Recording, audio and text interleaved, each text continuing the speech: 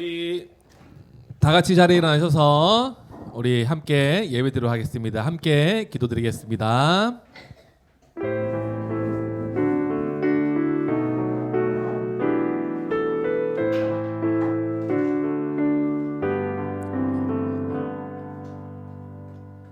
아버지께 참되게 예배하는 자들은 영과 진리로 예배할 때가 오나니 곧 이때라. 아버지께서는 자기에게 이렇게 예배하는 자들을 찾으시느니라. 하나님은 영이시니 예배하는 자가 영과 진리로 예배할지니라.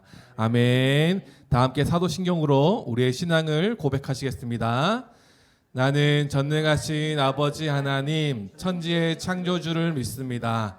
나는 그의 유일하신 아들 우리 주 예수 그리스도를 믿습니다.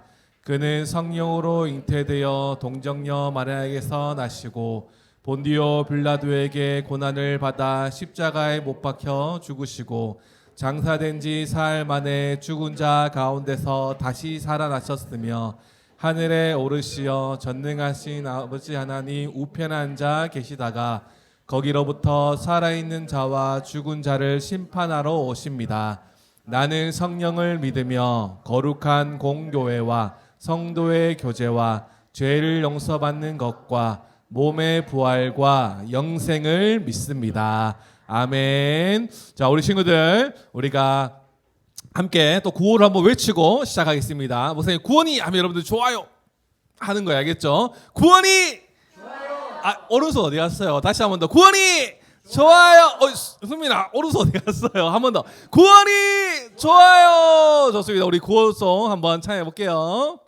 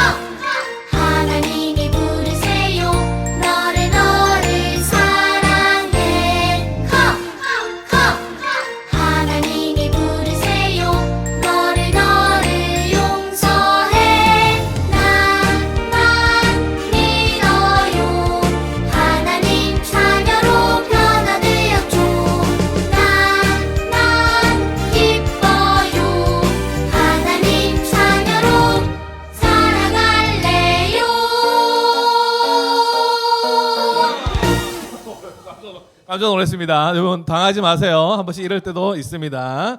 자, 우리 다음 찬양은 우리 지훈이가 적극 추천했는데 무지개입니다. 목사님은 앞에서 박수 치고 있을 테니까요. 여러분들 몸으로 찬양해 보도록 하겠습니다.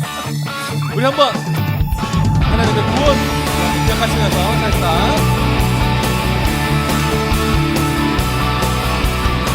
비밀이 아냐 동화도 아니야 고래 뱃속 요나가 있었어 3일 동안 하나 둘셋 성경에 있어 하나님의 말씀 커다란 방주 노아가 만들고 큰 비가 왔어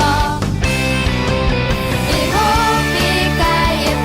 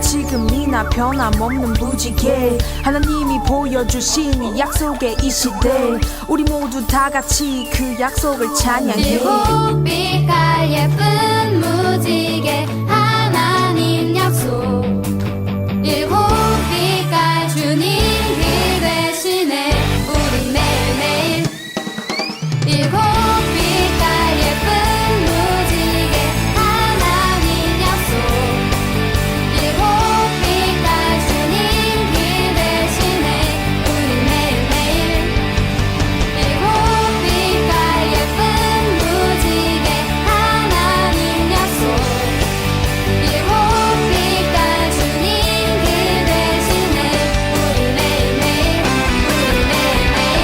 주와 함께해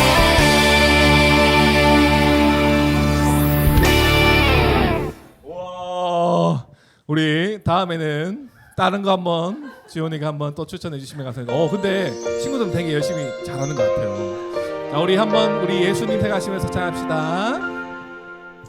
온 세상을 창조하신 하나님 날 만드시고 기뻐해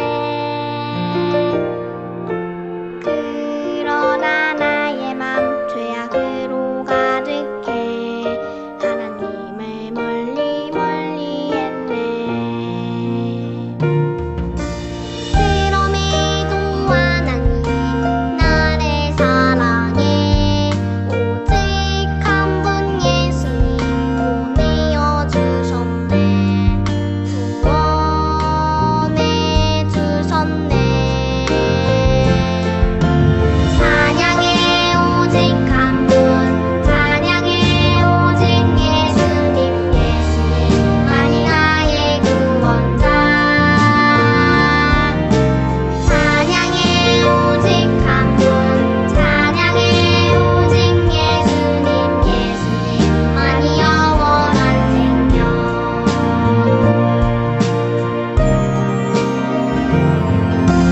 그럼에도 하나님 나를 사랑해 오직 한 분 예수님 보내어 주셨네 구원해 주셨네 찬양해 오직 한 분 찬양해 오직 예수님만이 나의 구원자 찬양해 오직 한 분 찬양해 오직 예수님만이 영원한 생명 오직 한 분 오직 예수님 오직 한 분 오직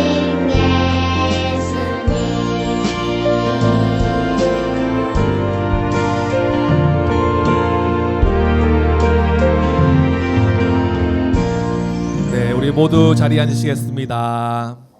기도하겠습니다. 하나님 감사합니다. 우리 모든 친구들, 우리 성도님들 한 주간의 삶을 안전하게 지켜주셨다가 이렇게 한 자리에 모여 하나님을 예배하게 하시니 참으로 감사합니다.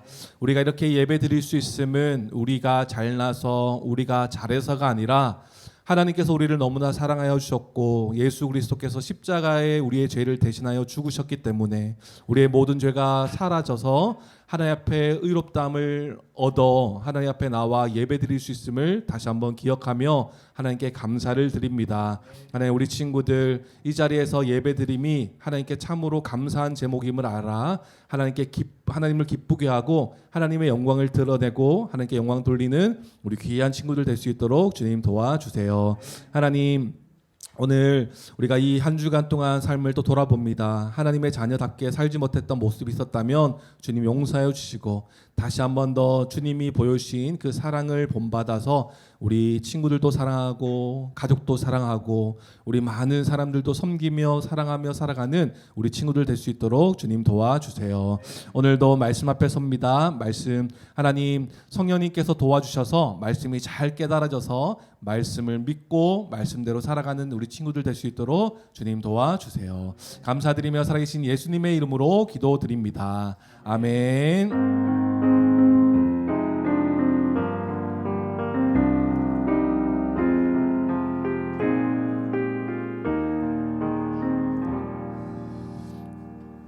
자, 우리 친구들, 우리 챈트 한번 읽어보겠습니다. 함께 하겠습니다. 시작. 너희가 아들인 고로 하나님이 그 아들의 영을 우리 마음 가운데 보내사 아바 아버지라 부르게 하셨느니라. 갈라디아서 4장 6절 말씀.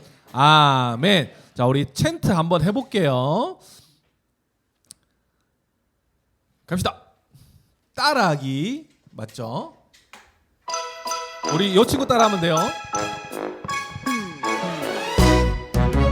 너희가 아들임으로 하나님이 그 아들을 너희가 아들임으로 하나님이 그 아들의 영을 우리 마음 가운데 보내사 아빠 아버지라 영을 우리 마음 가운데 보내사 아빠 아버지라 부르게 하셨느니라.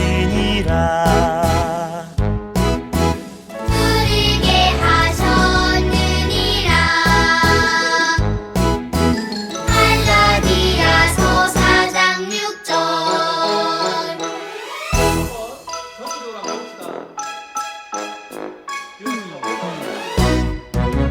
너희가 아들임으로 하나님이 그 아들의 영을 우리 마음 가운데 보내사 아빠 아버지라 부르게 하셨느니라.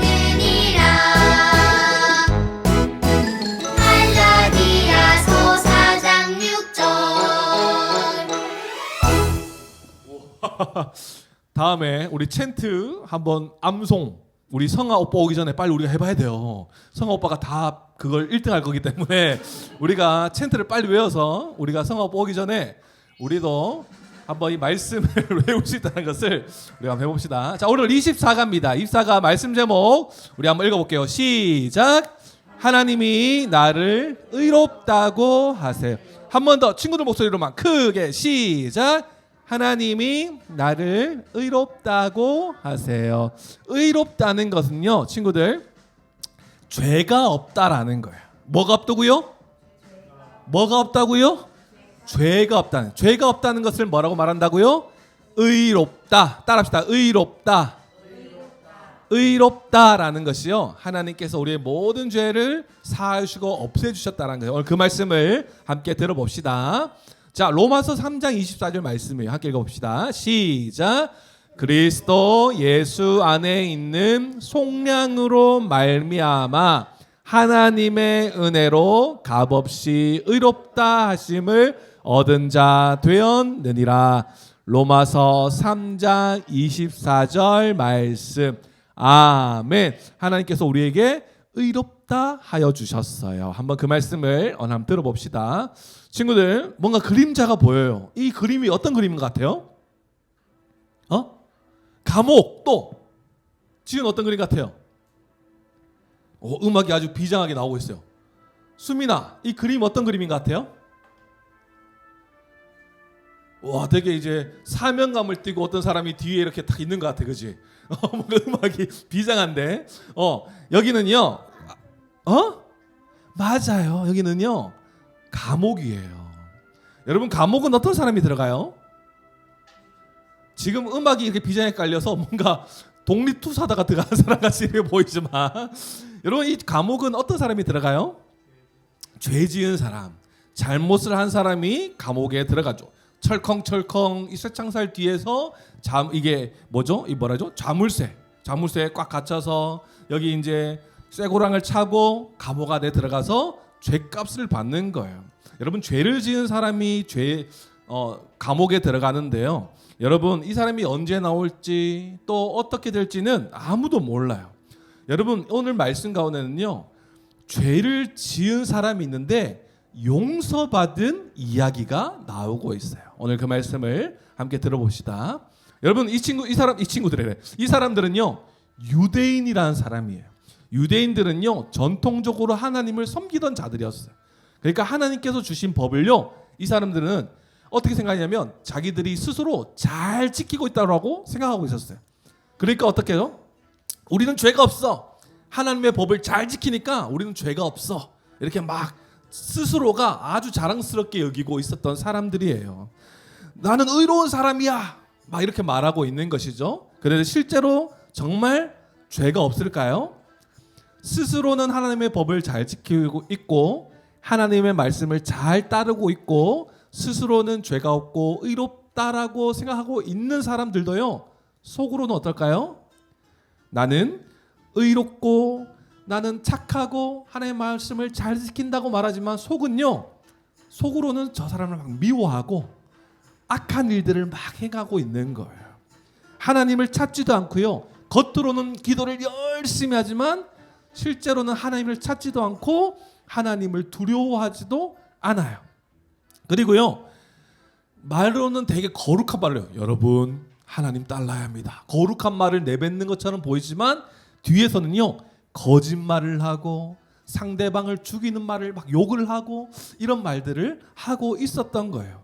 여러분, 이런 유대인, 겉으로 보기에는 선해 보이고 하나님의 말씀을 다 잘 지키고 있어서 죄가 없고 의로운 사람처럼 보이지만 정말 그런 사람들인가요? 아니죠. 속으로는 뒤에서 하나님을 반대해서 자기 마음대로 살아가는 죄를 짓고 있었던 거예요.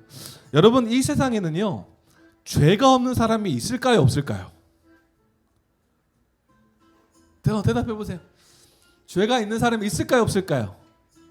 지온이 한 글자까지 나왔는데 크게 대답해 보세요. 죄가 없는 사람이 있을까요? 아빠를 너무 많이 봤군요. 선한 아빠의 뭐야, 또 꺼졌네요. 죄가 없는 사람이 있을까요, 세상에? 여러분, 이 세상에는요, 죄가 없는 사람이 없어요.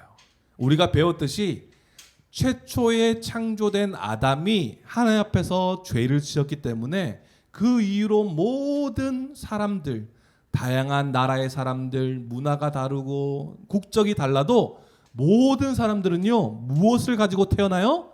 죄를 가지고 태어나요. 그래서 이 세상에는요, 죄가 없는 사람이 있다 없다? 없다라는 거예요. 모든 사람이 죄인이라는 거예요.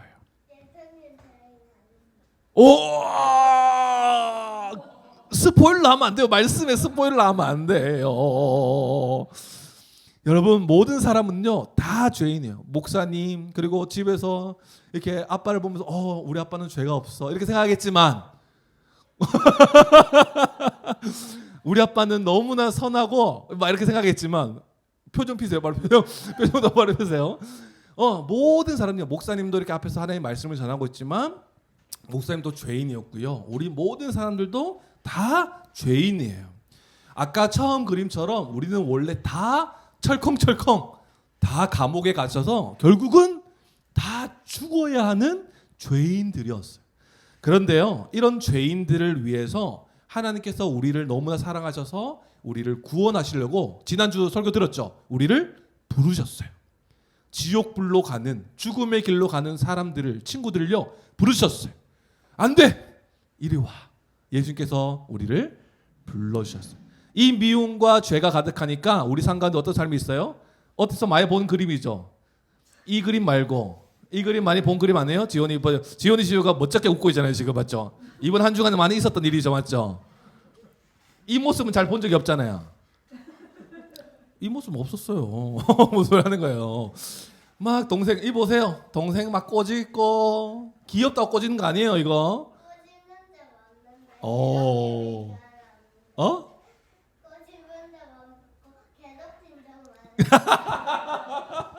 여러분, 이거 보세요. 서로 자기 거라고 자기가 가지고 놀려고. 맞지, 수민아? 어땠어? 수민이가 가지고 놀시면 여기 또 공교롭게 또 여기 또 오빠네. 여기는 여자 자매고 여기 남매네. 여기는 공교롭게 멋져. 막 서로 빼앗고 서로 막 꼬집고 밀치고 막 이런 것들은요, 결국 우리 마음 가운데에 하나님 두기시라는 이 죄가 있기 때문에 이런 모습이 있는 거예요. 어른들도 마찬가지. 어른들도 되게 성숙해 보이고 되게 좋아 보이지만 결국은 이 마음의 죄가, 문제가 사라지지 않으면 이렇게 다투고 미워하고 싸우는 일들이 벌어지는 거예요. 그런데 하나님께서 이런 죄를 계속 인간들이 가지고 있으면 결국은 사망, 죄의 빠져서 다 죽기 때문에 하나님께서는 방법을 내시죠. 우리의 죄를 다 해결하시기 위해서 누구를 보내세요? 누구를 보내세요? 예수님을 보내세요. 친구들 생각해 보세요. 이렇게 생각하면 돼요. 여기가요 감옥이라고 생각해 봅시다. 우리 모두가 죄인이에요. 여기가 감옥이야. 여기 문이 탁 잠겨져 있어. 그러면 우리는 이 감옥을 나갈 수 있어요? 못 나가요? 못 나가죠. 그렇다면 감옥 안에 있다는 것은 우리 모두가 죄를 지었다는 거예요. 그러면 우리가 감옥을 나갈 수 있는 방법은 무엇일까요? 탈출 이렇게 막 굴을 막 파서 탈출해야 돼? 아니겠죠. 밖에서 죄가 없는 사람이 문을 열어줘야지 우리가 나갈 수 있는 거예요. 그렇죠? 맞죠? 감옥 안에 있는 우리가 이제 나가야 되겠다 스스로 나갈 수 있어요? 잠겨 있는데 못 나가요. 밖에 죄가 없는 사람이 문을 열어줘야지 우리가 나갈 수가 있는 거예요. 죄가 없으신 분이 누구실까요? 예수님이세요. 하나님께서 죄 없으신 예수님을 이 땅 가운데 보내주셔서 우리의 모든 죄를 다 지시고 십자가에서 죽으셨어요. 십자가에 죽으심으로써 우리의 모든 죄가 어떻게 됐어요? 다 해결이 된 거예요. 할렐루야 아멘. 크게 할렐루야 아멘. 그런 하나님을 찬양하는 거예요. 예수님이 우리의 모든 죄를 담당하셔서 죄의 벌을 다 받으셨기 때문에 우리가 더 이상 죄의 벌을 받을 필요가 없는 거예요. 이것을요 하나님은 이제 우리를 죄 없다 의롭다 하여 주시는 거예요. 어떻게 주신다고요? 죄 없다 의롭다. 따라합시다. 의롭다. 죄가 없어진 상태가 되었다라는 것을 의롭다라고 말하는 거예요. 예수님의 십자가를 믿는 모든 친구들은요 이제 죄가 사라진 상태가 된 것이에요. 여러분 그러니까 우리는 예수님을 믿는 믿음으로 이제 세상 가운데 나가셔서 내가 용서받았음을 기억하여서 다른 친구들에게도 예수님의 그 은혜, 예수님의 십자가 죽음에서 우리의 모든 죄를 해결해 주셨다는 이 소식을요 우리는 전할 수 있어야 되는 거예요.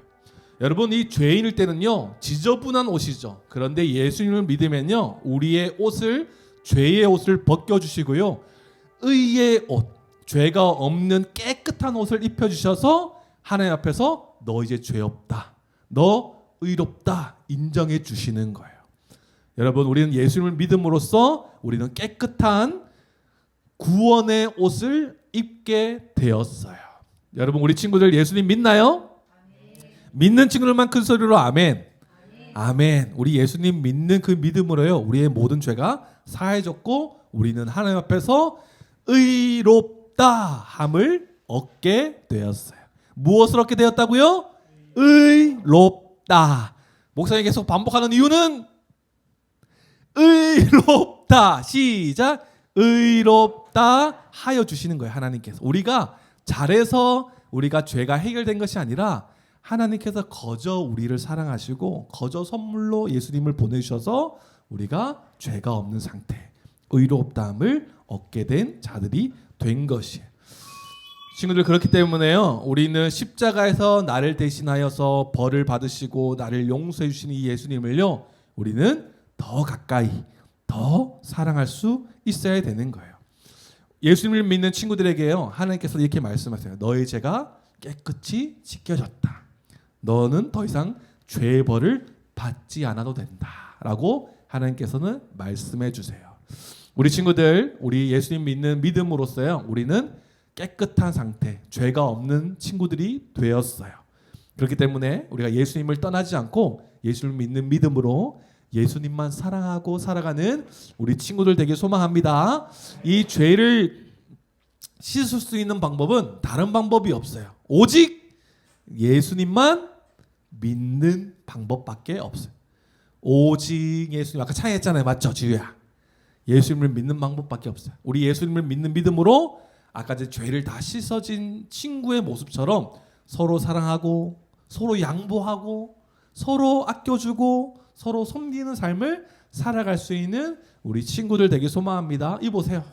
예수님을 믿고 깨끗한 옷을 입어서 하나님 앞에서 이제 죄의 벌을 벗어난 이 모습으로 보세요. 표정만 봐도 너무 행복하죠, 맞죠? 우리는 교회의 표정 아니에요? 그렇습니다. 그래서 우리는 하나님을 찬양하고 하나님만 예배하고 하나님만 높이고 감사할 수 있어야 되는 거예요.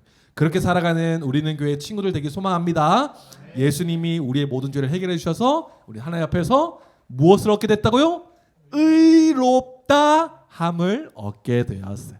여러분, 우리 모든 친구들은 이제 죄가 예수님 믿는 믿음으로 죄가 없는 상태가 됐기 때문에 의롭게 된 모습처럼 살아가는 우리 친구들 되게 소망합니다. 우리 마지막으로 한번 외쳐봅시다. 시작. 하나님이 나를 의롭다고 하세요.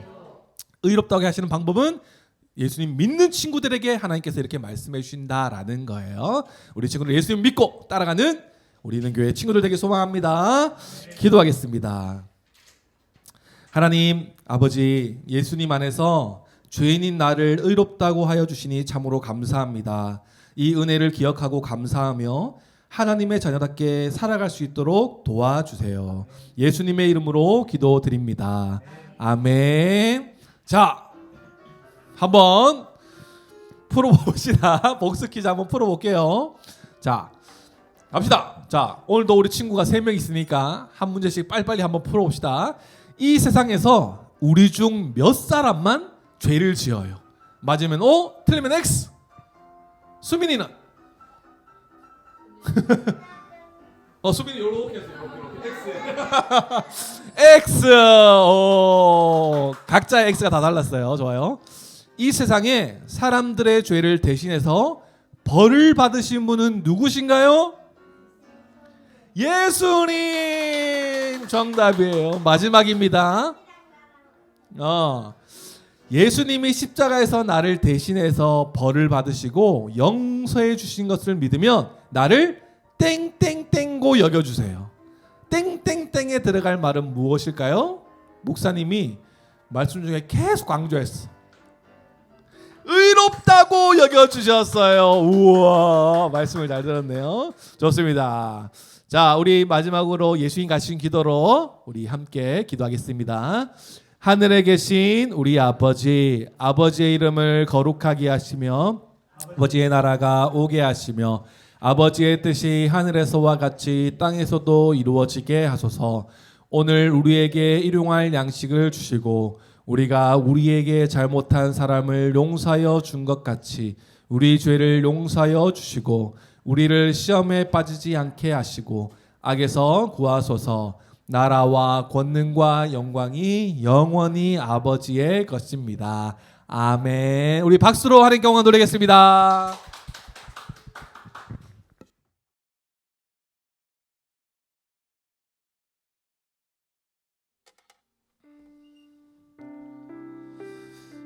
네, 할렐루야.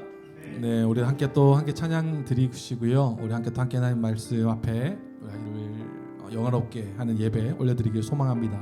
우리 이 말씀 찬양 가지고 우리 함께 주님께 나가도록 하겠습니다.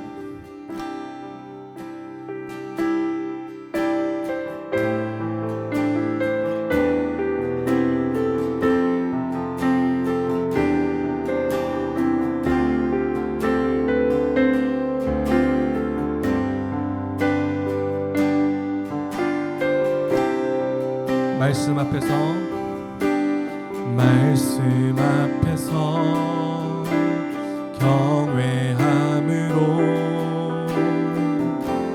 주께 홀로 섭니다.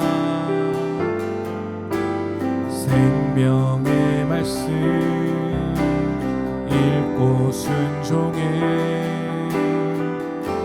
주를 예배합니다. 기록된 말씀 힘이 있어서 진리로 우리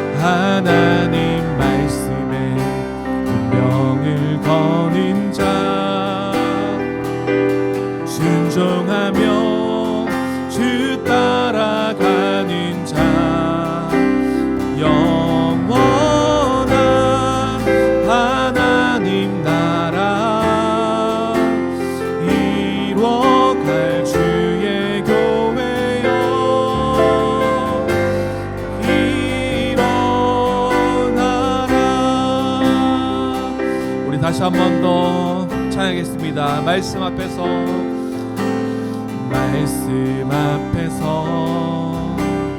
경외함으로 주께 홀로 섭니다. 생명의 말씀 읽고 순종해 주를 예배합니다. 기록된 말씀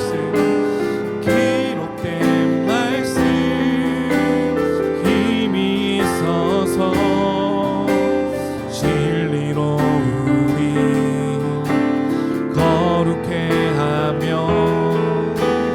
거룩한 말씀 세세 영원히 복음이 되어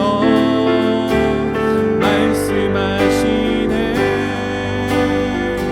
하나님 말씀에 두려워 떠는 자,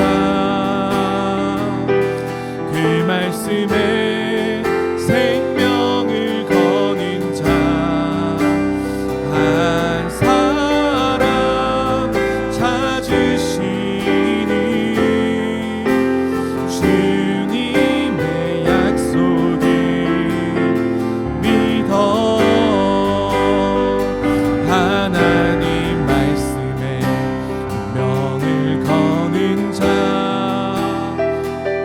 순종하며 주 따라가는 자 영원한 하나님 나라 이루어갈 주의 교회여.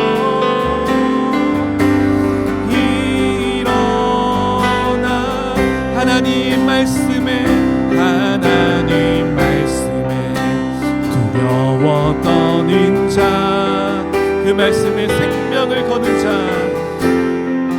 생명을 거는 자 한 사람 찾으시니 주님의 약속을 믿어. 하나님 말씀에 명을 거는 자 순종하며 주 따라가는 자 영원한 하나님 나라 이루어갈 주의 교회여.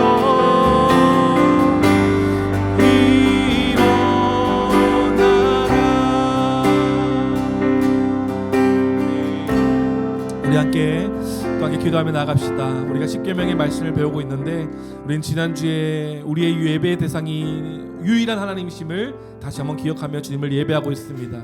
오늘은 우리가 이 계명을 배우면서 우리가 어떻게 예배를 드리는 것이 하나님께서 기뻐하시는지를 배워갈 것입니다. 하나님, 우리가 이 자리 가운데서 우리의 자의적인 우리 마음대로 드리는 예배가 아니라 하나님 기뻐하신 예배를 우리가 잘 알아서 하나님을 영화롭게 하나님께서 기뻐하신 예배를 온전히 하나님께 드릴 수 있도록 우리를 말씀으로 가르쳐 주시고 말씀으로 인도하여 달라고 함께 하나님의 지혜를 구하며 함께 기도하며 나아가기를 소망합니다. 말씀을 통하여 주님의 방법, 주님의 뜻 우리가 바로 알아서 하나님을 기쁘시게 하는 우리 모두가 될 수 있도록 하나님 함께하여 주시옵소서. 우리 그 마음 가지고 함께 기도하며 주님께 나가도록 하겠습니다. 함께 기도하겠습니다. 하나님 감사합니다.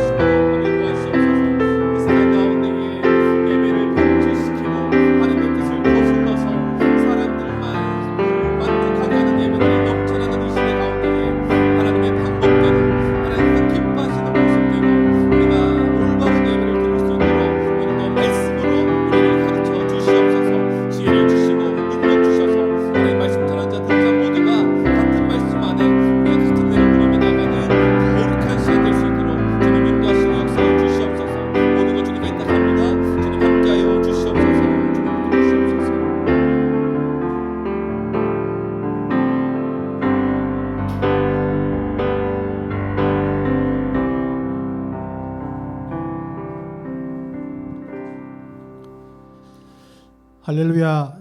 유일하시고 전능하신 하나님의 높고 위대하심을 찬양합니다. 온 우주 만물을 창조하시고 지금도 다스리시는 그 광대함과 완전하심에 전심으로 찬양을 올려드립니다. 죄로 인해 멸망의 지옥길로 갈 수밖에 없었던 저희를 예수 그리스도 십자가 대신 죽으심과 부활을 통해 의인 삼아 주시고 구원의 생명길로 인도하심을 감사드립니다.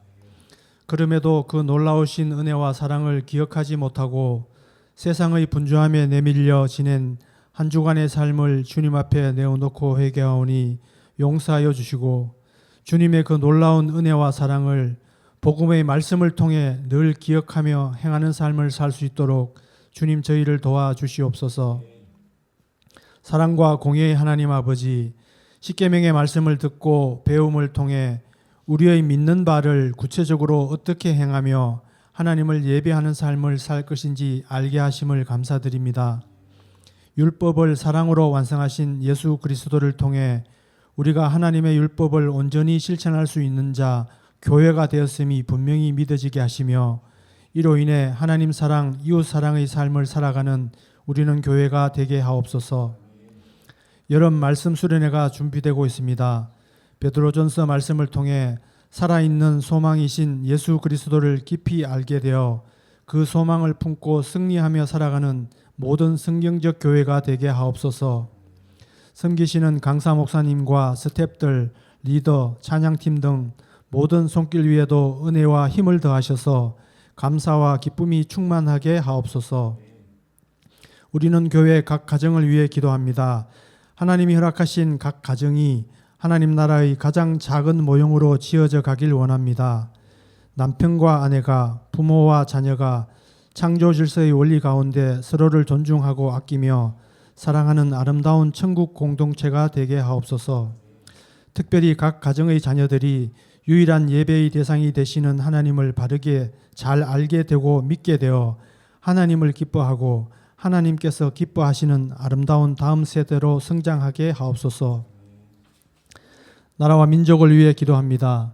경제적 풍요와 육적인 안정에 지나치게 취하여 영적 궁핍과 불안에 빠진 이 땅을 불쌍히 여겨 주시옵소서. 물질 만능주의와 음란한 문화, 부와 빈곤의 양극화, 남녀와 세대 간의 갈등, 정치 이념 간의 다툼으로 인한 죄와 혼돈을 깨닫지 못한 채 끝을 향해 치닫고 있는 어리석음을 긍휼히 여기소서. 먼저 믿는 우리들이 돌이키고 기도하게 하시고 선한 생활과 하나님 나라를 누리고 드러내는 삶을 통해 세상에 전파하게 하소서. 그리스도의 피값으로 세워진 모든 교회들이 복음의 가치를 온전히 회복하여 교회 본연의 사명을 잘 감당할 수 있도록 인도하여 주옵소서. 세상의 각 분야에 믿음의 사람들을 세워주셔서 하나님의 뜻에 따른 올바른 결정이 이루어지게 하시며 모든 성도들의 삶을 통하여 오직 그리스도와 복음이 증거되어 세상 가운데 능력으로 나타나게 하옵소서. 우리는 교회 민경찬 목사님을 위해 기도합니다. 오직 말씀 앞에서 하나님이 맡기신 바른 성경적 목회를 잘 감당할 수 있도록 성령 하나님께서 늘 든든히 붙들어 주시옵소서.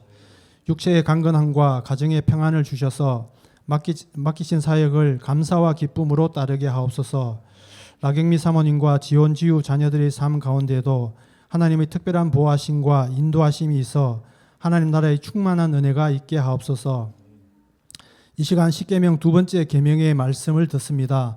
세우신 민경찬 목사님께 성령의 조명하심을 통해 말씀이 밝히 선포되며 성도들에게 들리게 하시어 하나님이 예배하신 은혜가 충만히 부어지는 예배가 되게 하옵소서. 함께 진행되고 있는 교회학교 공과 시간을 통해서도 친구들이 어렵다 하심의 은혜와 유익을 알게 되며 누리는 귀한 시간이 되게 하옵소서. 우리에게 말씀을 듣게 하시고 깨닫게 하시는 삼위일체 하나님의 은혜에 모든 감사와 영광을 올려드리며 말씀이신 예수님의 이름으로 기도드립니다. 아멘.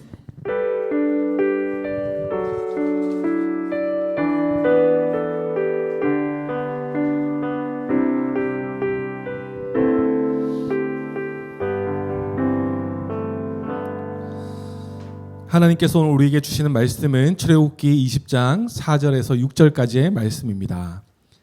출애굽기 20장 4절에서 6절까지의 말씀 우리 한 절씩 교독하시고 마지막 6절은 함께 읽도록 하겠습니다. 제가 먼저 읽겠습니다. 너를 위하여 새긴 우상을 만들지 말고 또 위로 하늘에 있는 것이나 아래로 땅에 있는 것이나 땅 아래 물 속에 있는 것의 어떤 형상도 만들지 말며 그것들에게 절하지 말며 그것들을 섬기지 말라. 나 내 하나님 여호와는 질투하는 하나님인즉 나를 미워하는 자의 죄를 갚되 아버지로부터 아들에게로 3,400까지 이르게 하거니와. 함께 읽겠습니다. 나를 사랑하고 내 계명을 지키는 자에게는 1000대까지 은혜를 베푸느니라. 아멘. 오늘 이 말씀으로 하나님께 우리에게 은혜 허락하실 줄 믿습니다. 이 계명은 우리가 좀 길죠, 그죠? 하지만 조금 줄여서 한번 축소해서 말해본다면 너를 위하여 새긴 우상을 만들지 말고 섬기지 말라, 이렇게 그 하나님의 명령이 담겨져 있음을 볼 수 있습니다.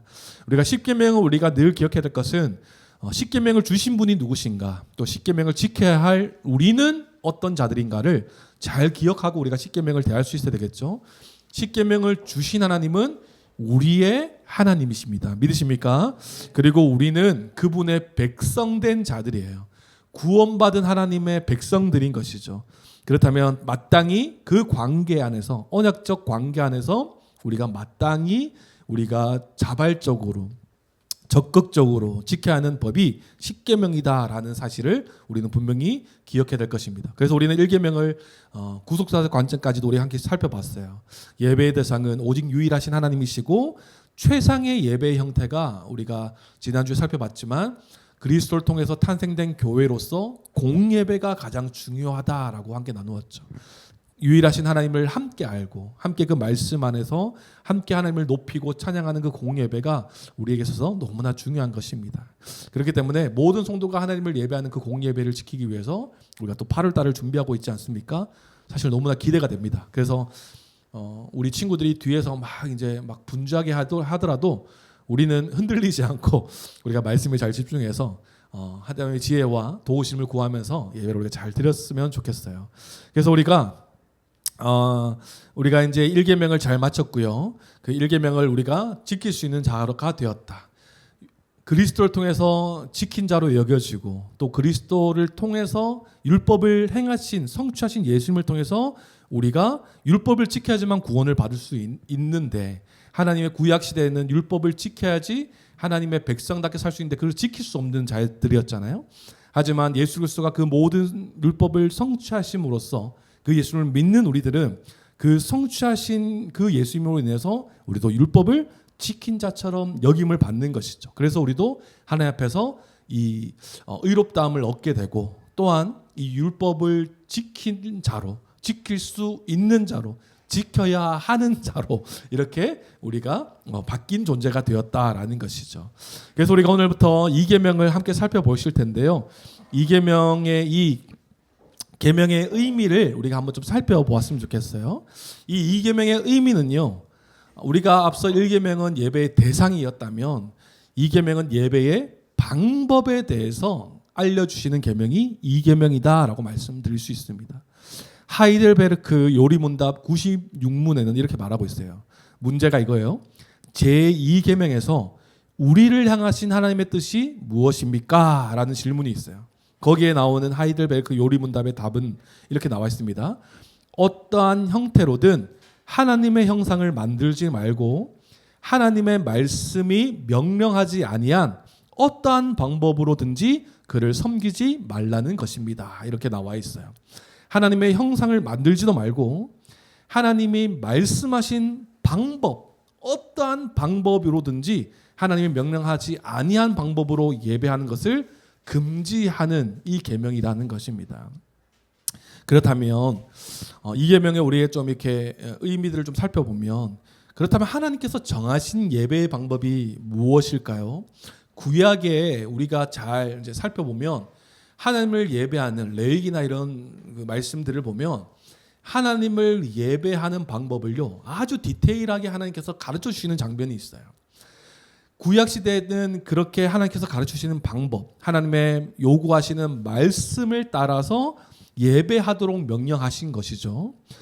하나님은 보이지 아니하시는 하나님이시기 때문에 어떠한 우상이나 어떠한 형상으로 만들어서 그것을 통해서 예배하는 것은요, 옳지 않은 방법인 것이에요.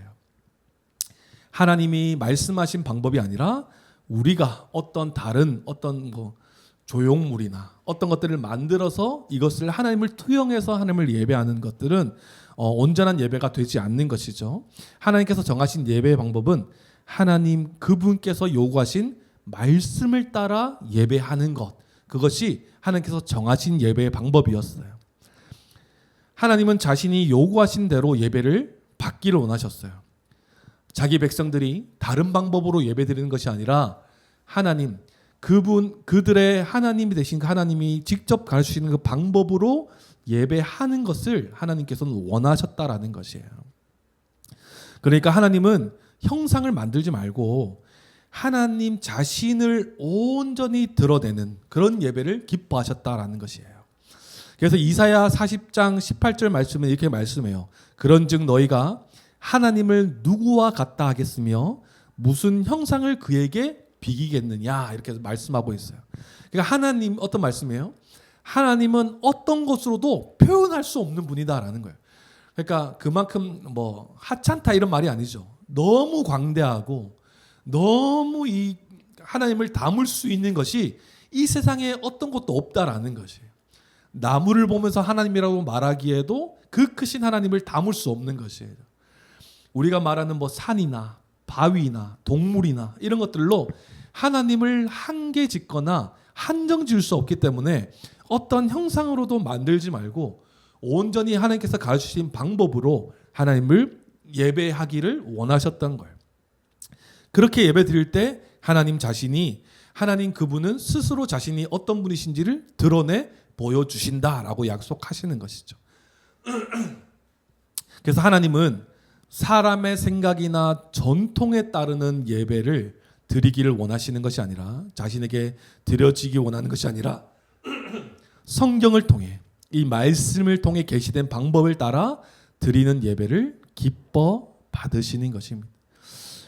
여기 보시면 하나님은 그가 선택하시고 구원하신 백성들이 올바른 방식으로 예배하지 않고 자기 방식대로 예배하는 것을 기뻐하지 않으시는 것을 우리가 볼 수 있어요. 말씀을 보면 진노하심을 우리가 볼 수 있는 것이죠.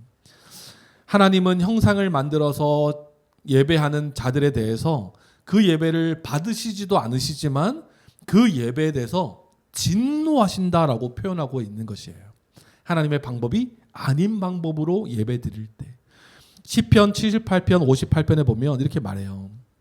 시편 기자가 자기 산당들로 그의 노여움을 일으키며 그들의 조각한 우상들로 그를 진노하게 하였음에 라고 말씀하고 있습니다. 하나님을 투영해서 하나님께서 정하신 장소도 아니고 하나님이 우상을 만들지 말고 어떤 형상으로도 만들지 말라 했지만 그들이 조각한 우상들을 하나님을 투영해서 예배하는 이 모습을 통해서 하나님은 진노하셨다. 그의 노여움을 일으켰다라고 성경은 설명하고 있습니다. 그래서 하나님은 하나님의 가르치신 방법대로 예배드리지 않으면 그 예배를 받지도 않으실 뿐더러 오히려 진노하신다라는 것들을 우리가 잘 알아야 되는 것이에요. 그렇다면 우리가 이 예배의 목적으로 만들어지는 이 형상, 하나님께서 만들지 말라고 하는 형상은 어떤 것이냐라고 한번 생각해 보면 예배를 돕기 위해서 하나님을 투영해서 만드는 것들이 형상이 되겠죠. 그래서 어떤 교회는 십자가도 걸지 않죠. 이 십자가를 바라보면서 막 되게 신성시하고 막 이런 경우들이 생겨버리니까 십자가를 걸지 않는 교회들도 있는 것이에요. 우리가 하나님을 하나님을 투영해서 하나님을 더 가까이 하기 위한 어떠한 도구라고 생각하시면 되겠죠. 그래서 생각해 보면 그런 것도 있어요. 이거 제가 예전에 기도 어떤 세미나를 갔다가 마지막 기도 모든 세미나를 다 마치니까 선물을 막 주더라고요. 기도 의자 이게 여러 개 막 줘요. 그 굿즈처럼 막 주는데 그 중에 어떤 게 있었냐면 여기 받침대랑 여기 십자가가 붙어 있어요. 자석으로 붙어 있어서. 그래서 이게 뭐냐 하니까 그냥 전 장식품인 줄 알았는데 기도할 때 이거 꼭 붙잡고 이렇게 톡 떼서 이렇게 막 기도할 수 있도록 주님 더 의지하는 의미가 잘 담겨져 있죠. 좋은 의도고 좋은 의미이긴 하지만 이게 한편으로는 우리에게 있어서 어떻게 형상이 될 수도 있는 것이에요. 이거를 붙잡아야지만 뭔가 하나님께서 우리의 기도를 들어주실 것 같고 우리가 하나님께 더 하나님을 더 붙들고 있는 것 같고 뭐 이렇게 되는 것이죠. 그래서 교회 안에 하나님을 투영해서 이것이 하나님이 임재의 뭐 장소다. 이것을 통해서 이것을 우리가 봐야 우리가 눈을 들어 이걸 봐야 우리가 더 은혜를 받는다. 이렇게 하는 모든 형상들이 하나님께서 막으시는 형상들이겠죠. 그래서 하나님은 이런 방법이나 이러한 것들을 만들지도 말고 그리고 그것들을 섬기지도 말라라고 설명합니다. 그래서 교회 성물이라고 하잖아요. 이렇게 막 강대상 위에 올려져 있는 뭐 종 하나 뭐 이런 것들 다 되게 이제 교회에 있는 물품이기 때문에 옛날에 어떻게 했냐면 되게 소중히 여겼어요. 그리고 예전에는 이제 강대상 위에 신발 신고 올라오는 것도 되게 금지했었죠. 그래서 예전에는 본당 안에 드럼이 있는 것은 완전히 상상도 못할 일이었죠. 거룩한 곳, 막 이게 어떻게 보면 하나의 형상이 될 수도 있는 거예요. 교회 안에 이런 한 강대상 그리고 그것은 거룩한 곳. 그렇게 하면 이게 우리가 하나님께서 막으시는 하나의 형상이 될 수도 있는 것이에요. 그래서 우리가 이런 것들을 조심해야 되겠죠. 우리가 이 계명을 우리가 조금 세부적으로 한번 좀 살펴볼 필요가 있는 것 같아요. 그래서 우리 한번 살펴보시면 처음에 뭐라고 말씀하십니까? 너를 위하여 새긴 우상을 만들지 말고라고 말씀합니다. 너를 위하여 새긴 우상, 이게 중요하죠. 자기를 위한 우상을 만들지 말 것을 요구하십니다. 그렇죠. 아까 전에 우리가 계속 살펴봤던 이 계명의 의미와 연결해서 이 우상을 만들다는 것, 하나님의 그 임재를 상징하고 하나님의 형상을 투영해서 만든 그 모든 상징물들은 결국은 자기를 위한 도구 그리고 자기를 위한 우상이다라는 것이에요. 하나님은 보이지 않기 때문에 자기 마음이 불안한 거예요. 하나님 진짜 우리의 예배를 받고 계신가? 우리와 함께하고 계신가? 이런 의구심 가운데에 하나님이 진짜 우리와 함께 계신다라는 것을 보여주고 자기도 확신하기 위해서 무언가를 만들어내는 것이죠. 이것을 우상이라고 이야기하는 것이에요. 자기를 위한 우상을 만들지 않아야 되는 것이에요. 그래서 우리가 지난주에 존 칼빈이 이렇게 말했잖아요. 우리의 마음은 우상 공장이다. 이렇게 얘기했잖아요. 우상을 매일 찍어내는 자신만의 신을 만들어내는 그런 우상 공장인 우리의 존재다. 이렇게 설명하는 사람을 봤어요.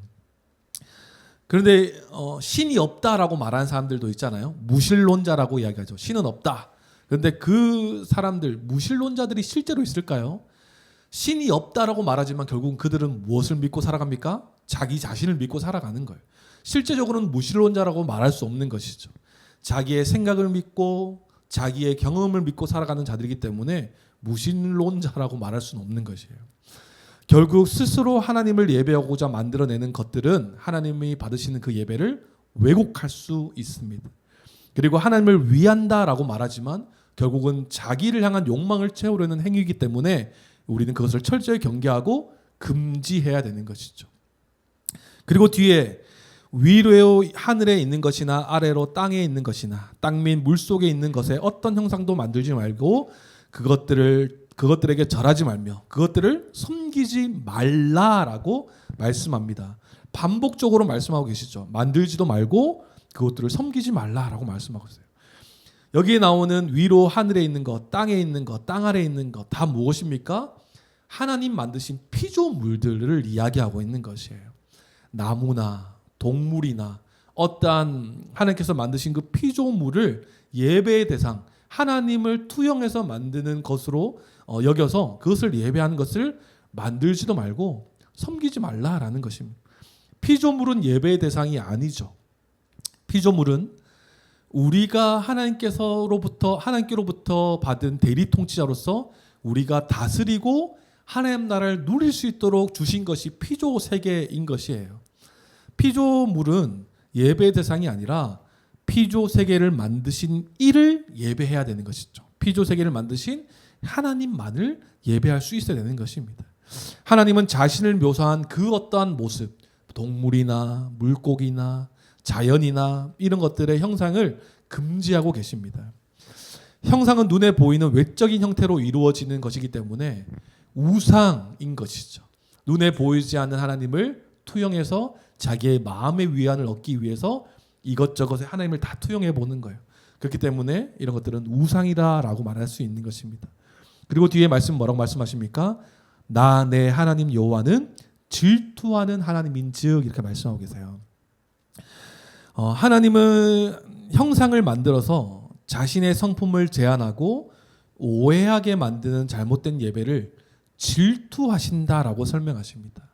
그런데 우리가 이 말씀을 보면서 하나님도 질투하시네 이렇게 우리가 설명할 수 있겠지만, 말하는 사람들도 있지만, 질투는 히브리어로 칸나라는 단어를 써서 사랑하는 대상을 향해 열심과 열정을 의미한다고 해요. 이 질투는 사랑하는 대상을 향한 열심 또는 열정, 이게 질투라고 이야기해요. 그러니까 하나님의 질투는 무엇입니까? 어떤 정서적으로 불안해서, 정서적으로 부족해서, 감정적으로 치우쳐서 질투하는 그런 질투가 아니라 자기 백성들에게 깊은 사랑과 열정, 충성을 바라는 마음이 하나님의 질투라는 거예요. 당연한 것 아니겠습니까? 우리는 언약 백성이잖아요. 하나님과 자기 백성이 언약을 맺어서 결혼한 상태인데 그 백성이 다른 데를 향한다고 생각해 보세요. 당연히 그것은 마땅한 모습이 아닌 것이죠. 사랑하는 자기 백성들이 하나님을 향해서 열정과 열심을 바라는 것, 당연한 마음인 것이에요. 그것을 하나님의 질투라고 성경은 설명하고 있는 것입니다. 하나님을 향한 우리의 충성과 열정이요, 그 사랑이 하나님을 향하지 않고 다른 것을 향하면 그것은 우상 숭배이며 잘못된 예배로 나타나는 것입니다. 그렇기 때문에 우리는 하나님만 섬기고 하나님만 기뻐하고 하나님만 사랑하는 거룩한 신부된 교회로서 당연하게 우리의 열정과 열심을 하나님께 바쳐야 하는 것이에요. 그렇게 하지 않는 것에 대해서 하나님은 질투하신다라고 설명하신 거예요. 다른 데서가 비교해서 질투하신다 이런 개념보다 자기 백성들이 자기를 향한 이 사랑을 더 부어주기 원하는 마음, 자기 백성을 너무나도 사랑하는 그 마음이 질투라는 단어로 표현되고 있는 것을 우리가 볼 수 있는 것이에요. 그래서 신명기 32장 16절 말씀을 보면 이렇게 설명합니다. 그들이 다른 신으로 그의 질투를 일으키며 가증한 것으로 그의 진노를 격발하였도다 라고 말씀하고 있어요. 그렇지 않겠습니까? 우린 하나님과 언약을 맺은 그의 백성들이잖아요. 교회잖아요. 신부된 교회잖아요. 그런데 우리가 진짜 부부 관계도 생각해 보세요. 배우자가 막 바람을 피고 있는데 괜찮아 하는 그런 사람이 정상적입니까? 절대 아니죠. 당연히 진노가 있고 당연히 질투, 나를 향해서만 사랑해주고 나를 향해서 열심을 부어주기 원하는 그런 질투의 마음이 당연히 있는 것이에요. 하나님도 우리와 똑같지는 않으시겠지만 자기 백성들을 향한 사랑의 마음이 이렇게 표현되고 있음을 우리는 알 수 있는 것이에요. 그렇기 때문에 우리는 오직 하나님만을 향해 우리의 열정과 열심과 사랑을 부어드릴 수 있어야 되는 것입니다.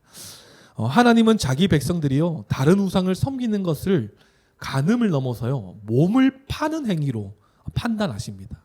하나님이 아닌 다른 우상을 섬기는 행위에 대해서. 그래서 사사기 말씀에는 이렇게 말씀해요. 사사기 2장 17절에 그들이 그 사사들에게도 순종하지 아니하고 오히려 다른 신들을 따라가 음행하며 이렇게 설명해요. 음행은 여기서는 매춘 행위를 의미하는 거예요. 그러니까 다른 신을 따르는 것을 매춘 행위하는 것과 똑같다 이렇게 하나님은 설명하고 있습니다. 그래서 우리는 그 하나님을 향해서 열심과 열정을 드릴 수 있어야 돼요. 하나님은 질투하는 하나님, 우리의 사랑을 원하시는 하나님이시기 때문에 우리는 그렇게 살아가야 된다는 것이죠. 그리고 뒤에 뭐라고 말씀합니까? 나를 미워하는 자의 죄를 갚되 아버지로부터 아들에게로 3, 4대까지 이르게 하거니와 라고 말씀하고 있습니다. 무슨 말씀입니까? 이 계명에 나타난 하나님이 명령하시는 예배의 방법, 그 방법대로 드리지 않는 예배를 하나님은 진노하시죠. 그리고 오늘 이 방금 읽었던 그 말씀을 보면 저주하신다라는 것까지도 우리가 볼 수 있어요. 죄를 갚되 아버지로부터 아들에게로 3, 4대까지 이르게 한다 이렇게 설명해요. 잘못 예배 드리는 그 가정에요, 그의 자손에게 진노하시며 저주하신다라는 것이에요. 그리고 뒤에 뭐라고 말씀하십니까? 나를 사랑하고 내 계명을 지키는 자에게는 천대까지 은혜를 베푸시느니라 라고 설명합니다. 하나님의 방법대로 예배드리는 가정, 하나님의 방법대로 예배드리지 않는 가정, 확연한 차이가 나죠.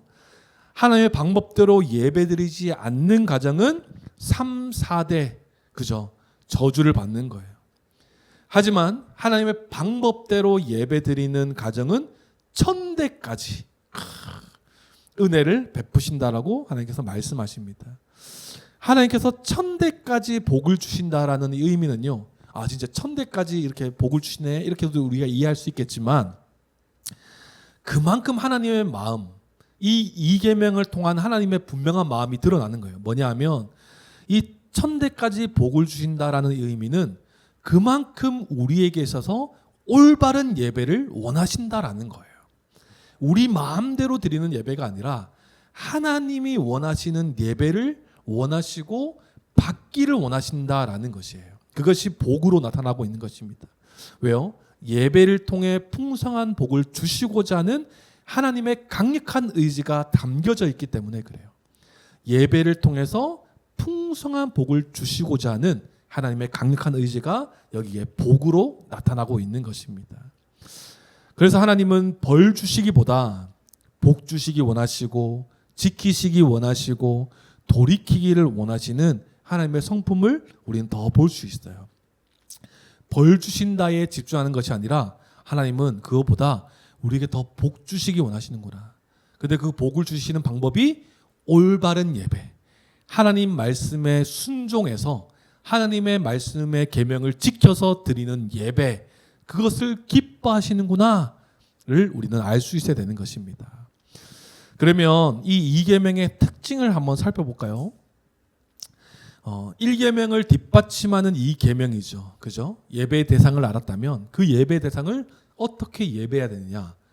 다시 말씀드리지만 하나님의 방법대로, 하나님이 말씀하시는 방법, 구약에는 하나님을 예배하는 방법을 이렇게 세밀하게 막 가르쳐 주셨어요. 그리고 성막을 지을 때도 길이와 뭐 크기, 뭐 제단을 완전히 완벽하게 주셔서 주시죠. 하나님을 예배하는 방법을 정확하게 주시는 것이에요. 그 가운데에 형상을 만들지 말라라는 것이에요. 하나님이 요구하시는 방법 외에 너희가 자의적으로 다른 것을 만들어서 예배하지 말라라는 것입니다. 그래서 이 2계명에 나타나는 것은 무엇입니까? 하나님의 초월성이 부각되는 계명이다 이렇게 설명해요. 2계명은 창조주 하나님과 피조물 사이에서 극명한 차이를 보여주는 계명이거든요. 그렇기 때문에 어떤 피조물에도 자기를 하나님을 투영해서 형상을 만들고 거기에 의미를 부여하지 마라라고 설명하고 계시는 것입니다. 요즘 시대는 피조 세계를 우상화하는 시대죠. 이 구약 시대도 마찬가지였어요. 태양을 신으로 섬기고 달을 신으로 섬기고 동물을 신으로 섬기고 나무, 그리고 더 나아가서 왕을, 세상적인 왕을 신으로 여기는 그런 피조 세계를 우상화하는 시대예요. 지금도 마찬가지죠. 돌들에게 절하고 나무에게 절하고 물 하나 떠놓고 거기에 절하고 이런 자연 만물을 우상하는 시대 아니겠습니까? 하지만 하나님은 자기 자신 온전히 하나님만을 예배하기를 원하세요. 그것도 하나님이 정하신 방법대로. 하나님을 형성하는 것은요, 창조주와 피조물 사이의 엄청난 차이를 무시하는 행위입니다. 하나님은 아까도 말씀드렸지만 어떤 자연 만물로도 담을 수 없는 분이세요. 그런데 그 하나님을 그 자연 만물에 담아서 하나님으로 생각하고 예배드린다? 그럴 수 없죠. 하나님을 왜곡하고 하나님을 제한하는 인간의 어리석음인 것이에요. 그렇기 때문에 창조주 하나님을 피조 세계 안에 있는 어떠한 것들로 형상화하는 것은 그분의 존재를 축소하는 행위예요. 축소하는 행위. 오히려 그것을 감탄하고 이것을 만드신 하나님의 더 크심을 노래하고 찬양하고 이런 예배로 나아가야 되겠죠. 하나님은요, 자연 만물을 통해서도 자신을 알려주시지만 무엇보다 말씀을 통해서 자신이 누구신지를 알려주세요. 그리고 그 말씀을 통해서 올바른 예배 형식을 가르쳐 주심으로써 직접 자기 백성들에게 하나님이 어떤 분이신지를 스스로 말씀을 통해서 알려주신다라는 것이에요. 그리고 이 이계명에 좀 특징이 있죠. 또 특별한 모양이 있어요. 무엇입니까? 명령뿐만 아니라 약속이 함께 등장하는 계명이에요. 유일하게. 그죠? 이 계명은 이것을 지킬 때 아까 얘기했죠. 3, 4대까지 죄를 받고 1000대까지 복을 받는 약속의 계명이 함께 포함되어 있는 것입니다.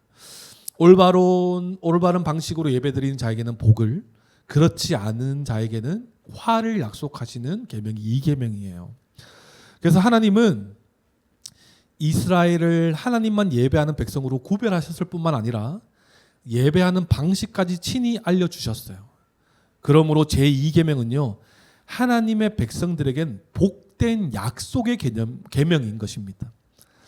뿐만 아니라 이 이방 백성들에게는 이 거짓 우상들을 폭로하고 돌이키게 하는 장치가 되는 것이 이 계명이에요.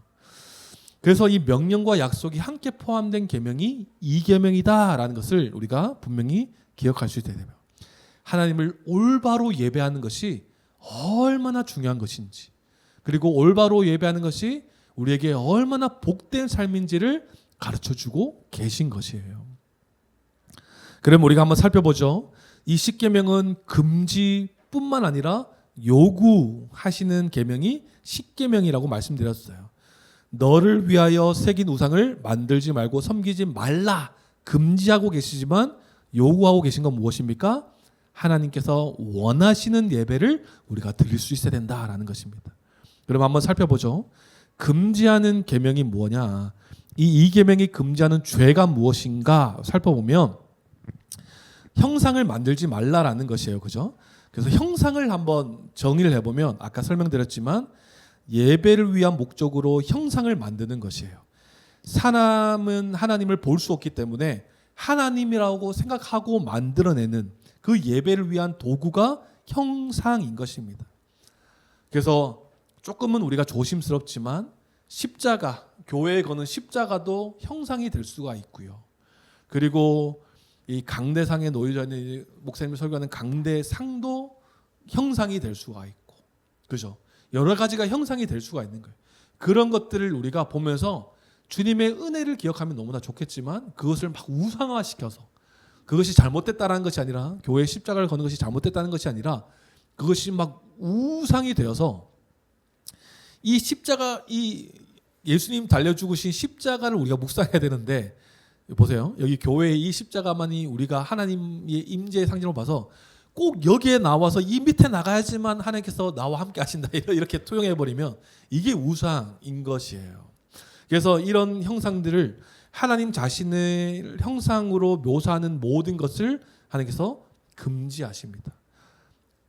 그래서 이것이 형상인 것이죠. 하나님을 대입해서, 하나님을 투영해서 예배를 돕기 위한 도구로 만드는 것. 이 모든 형상이 우리가 형상의 정의라고 할 수 있겠죠. 그런데 이런 것들을 다 금지하시죠. 왜 금지하십니까? 아까도 말씀드렸지만 하나님을 왜곡하기 때문에 그래요. 하나님을 제한하기 때문에 그렇습니다. 하나님은 창조자로서 만물을 초월하시기 때문에 어떠한 피조물로도 하나님을 표현할 수가 없어요. 사람이 피조물로 하나님을 만드는 순간 하나님을 왜곡하게 됩니다. 결과적으로 살아계신 그 하나님이 아니라 스스로 만들어낸 우상을 섬기게 되는 것이에요. 인간의 욕망과 이기심을 채우려는 식으로 하나님을 형성하는 행위를 우리는 금지하고 경계해야 되는 것이죠. 그래서 로마서 1장 25절에 이렇게 말씀해요. 이는 그들이 하나님의 진리를 거짓 것으로 바꾸어 피조물을 조물주보다 더 경배하고 섬김이라. 주는 곧 영원히 찬송할 이시로다. 아멘. 이렇게 설명하고 있습니다. 피조물을 조물주보다 더 경배한대요. 하나님은 광대하시고 만물의 주인이신데 피조물의 어떤 것으로도 표현할 수가 없는 분이십니다. 그렇기 때문에 형상을 왜곡할 수가 있기 때문에 어떠한 형상으로도 만들지 않아야 되는 것이죠. 사람이 만드는 형상은요, 결국 자신의 욕망을 반영하기 마련입니다. 사람은 살아계신 하나님이 아니라 자기를 위한 하나님을 만들어 섬기는 것이 더 쉽기 때문에 그래요. 눈에 보이지 않는 하나님을 섬기는 것은 어려워요. 우리의 삶에 막 치우치다 보면 하나님을 보기가 힘들죠. 하지만 생각해 보십시오. 뭔가 옆에 이게 하나님이다 라고 생각하고 늘 이렇게 주머니에 놓고 다녀보세요. 그럼 막 일하다가 걸려지겠죠. 이렇게 하나님 막 이런 거겠죠. 그러니까 이런 것들을 만들어낸다는 것은, 하나님을 통해서 뭔가를 만들어내는 것은 결국은 자기의 욕망, 자기를 위한 하나님을 만들어내는 우상 숭배와 같다라는 것이에요. 형상을 만든 사례가 있죠. 하나님께서 금지하신 이 형상을 만들지 말라고 했는데 형상을 만든 사례가 성경에 나오죠. 가장 대표적인 것이 출애굽 이후에 이스라엘 백성들이 만든 금송아지가 대표적인 것이죠. 그 금송아지는 우상으로 이스라엘 백성들이 만들어낸 것이 아니라 하나님이라고 생각하고 만들어낸 것이었어요. 금송아지잖아요. 그런데 생각해 보십시오. 그들이 왜 다른 형상으로도 만들 수 있는데 왜 송아지를 만들었을까요? 금을 녹여서 송아지를 만들었어요. 하나님의 약속을 기다리면서, 목 참고 기다리면서 송아지라는 형상을 만들었어요. 그 송아지가 의미하는 것은 그 당시에 풍요와 힘을 상징했기 때문에 그래요. 그럼 무슨 말이 됩니까? 이스라엘 백성들이 생각했던 하나님, 그리고 지금 당장 하나님의 능력이 필요한 이 이스라엘 백성들에게 필요한 하나님은 힘과 풍요의 하나님인 거예요. 그러니까 송아지로 만들어내는 것입니다. 그러니까 무슨 말이에요? 만들어서 섬긴 것 좋다라고 칩시다. 좋으면 안 되죠. 이 나쁜 것이에요. 잘못된 것이에요. 그런데 그들이 생각하는 하나님은 제한된 하나님이었어요. 힘과 풍요의 상징으로서만 하나님을 생각하는 것이죠. 하지만 하나님은 진노하시기도 하시고, 하나님은 모든 만물을 자기 뜻대로 운행하시는 분이시기도 하시고, 하나님의 광대함이 있는데 자신이 생각하는 그 제한적인 그 모습으로만 만들어내는 것, 제작하는 것, 그들이 생각하는 하나님의 한계인 것이죠. 그래서 출애굽기 32장 4절 말씀에 아론이 그들의 손에서 금고리를 받아 부어서 조각칼로 새겨 송아지 형상을 만드니 그들이 말하되 이스라엘아 이는 너희를 애굽 땅에서 인도하여 낸 너희의 신이로다 하는지라, 이렇게 말해요. 금송아지를 보면서 너희의 하나님이다 이렇게 설명하고 있는 것입니다. 안 되죠.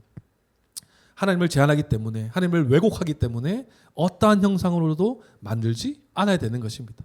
또 이 이계명에 금지하는 것이 무엇입니까? 잘못된 예배를 드리는 행위를 하나님은 금지하고 계세요. 잘못된 예배. 그렇다면 우리가 예배를 한번 정의해 보면, 예배는 하나님께만 영광을 돌리고 하나님을 영원토록 그의 영광과 찬양을 올려드리는 그것이 예배인 것이죠. 그렇다면 예배는요, 하나님이 정하신 방법으로만 예배해야 된다는 것이에요. 하나님은 말씀으로 그분이 받으시는 예배가 무엇인지를 이미 정해주셨어요. 그래서 올바른 예배는 말씀 중심의 예배다 이렇게 설명드릴 수 있습니다. 구약시대 때는 하나님께서 직접적으로 예배를 어떻게 드려야 된다라고 가르쳐 주세요. 이것이 예배입니다. 하나님의 뜻대로, 하나님의 법대로, 하나님의 방법대로 드리는 것이 예배예요. 그런데 지금 이 구약에 대한 십계명에 대한 내용이기 때문에, 그렇다면 하나님께서 정하신 예배가 뭐냐 이렇게 의아할 수 있지만 뒤에 나오면 요구 명령을 통해서 우리가 어떻게 드리는 것이 올바른 예배인가가 더 선명히 드러나는 것이죠. 먼저는 우리가 기억해야 될 것은 하나님께서 정하신 예배, 이것을 하나님께서 받으신다라는 거예요. 그러면 예배의 왜곡이 있죠. 예배가 하나님께 영광 돌리고 영원토록 그를 찬양한 것이 예배인데, 잘못된 예배가 있다라는 것이에요. 그게 뭐냐 하면 하나님이 정하신 방식을 무시하는 자의적인 예배가 잘못된 예배다라고 말씀드릴 수 있어요. 하나님이 정하신 방법이 아니라 하나님의 방식을 무시하면서 자의적으로 예배하는 것. 쉽게 설명드리면 하나님의 말씀이 아니라 내 마음대로 드리는 예배예요. 하나님이 이렇게 예배 드려라 라고 하는 것을 무시하고 내 마음대로 예배하는 것. 그래서 외인 구르데미요 이렇게 설명했어요.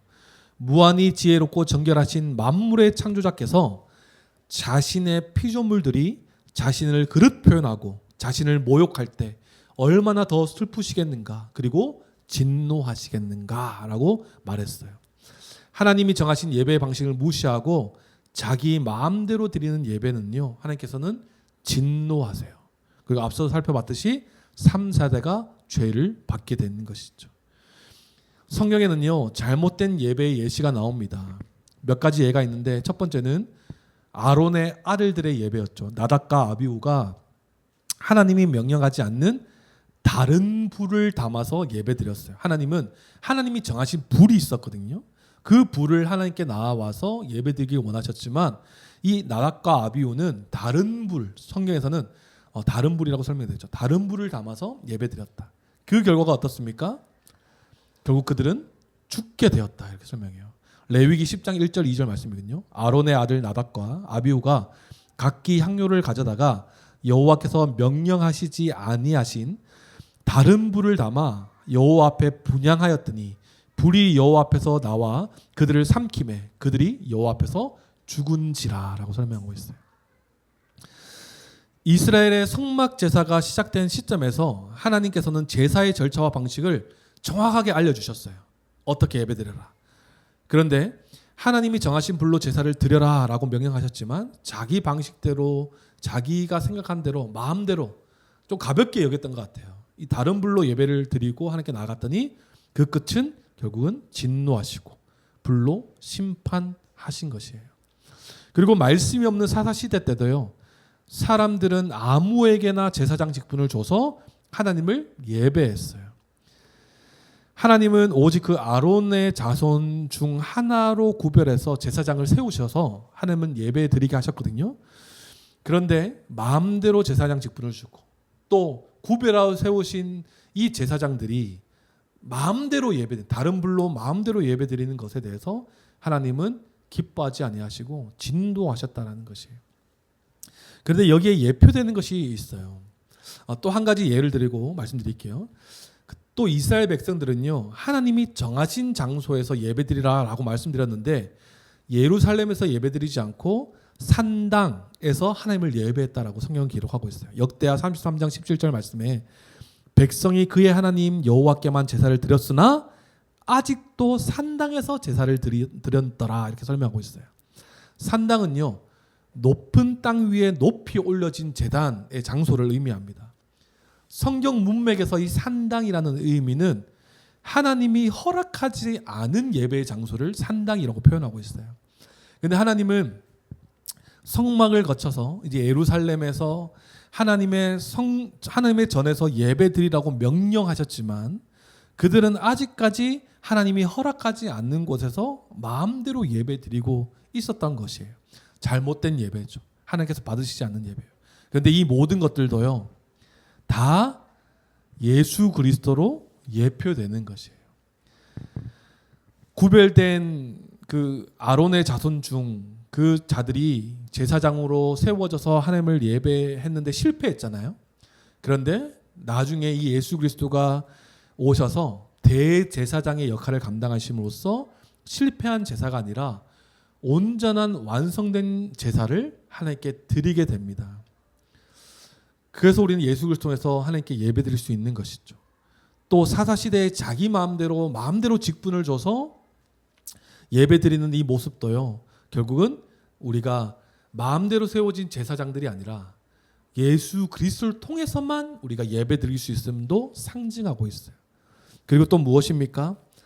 자기가 생각하는 산당, 아무 때서나 예배드리는 것, 하나님께서 정하신 곳에서 예배드리라고 말씀하셨지만 많은 사람들이 마음대로 자기들이 정한 장소에서 막 예배드렸어요. 그 의미는 또 우리가 다음 주에도 나누겠지만 어떤 의미입니까?